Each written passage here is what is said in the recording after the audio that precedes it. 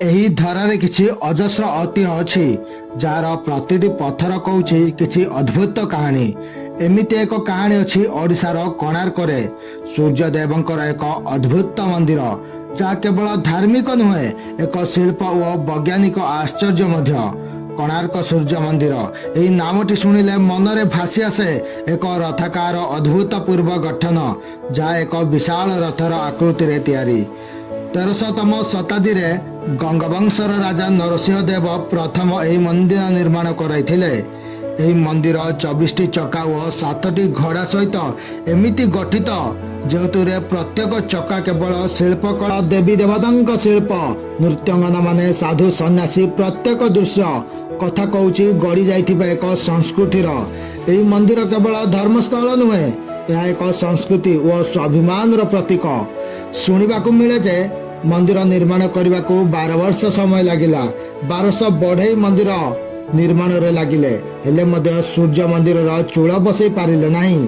ସେହି ମନ୍ଦିରର ଚୂଳକୁ ଧର୍ମପଦ ନାମକ 12 ବର୍ଷର କୁନି କାରିଗର ସ୍ଥାପନ କରିଦେଲେ ଏବଂ 1200 କାରିଗରଙ୍କ ମାନଙ୍କ ଜୀବନ ରକ୍ଷା ପାଇଁ ହସି ହସି ଚନ୍ଦ୍ରଭାଗାକୁ ଡେଇଁ ପଡ଼ିଲେ।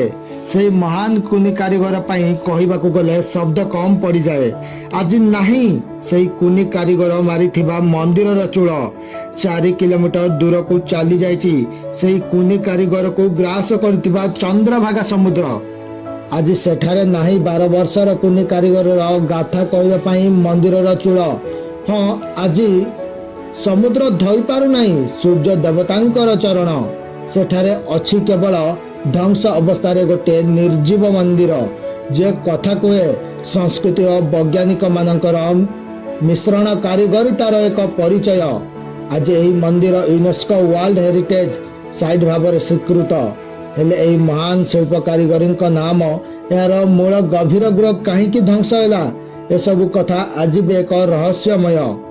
କୋଣାର୍କ ଏକ ଦିଗ, ଏକ ଦେଖା। ଏହି ନାମ ଅର୍ଥ ମଧ୍ୟ କହୁଛି କୋଣର ଅର୍କ, ଅର୍ଥାତ୍ ସୂର୍ଯ୍ୟ ଦେବତାଙ୍କ ଗ୍ଲାନ୍ତିମୟ କୋଣ। ଏହି ମନ୍ଦିର ସମୟ ପାଇଁ ଏକ ଅବିସ୍ମରଣୀୟ ସାକ୍ଷୀ, ଏକ ଅତୀତ ଯାତ୍ରା।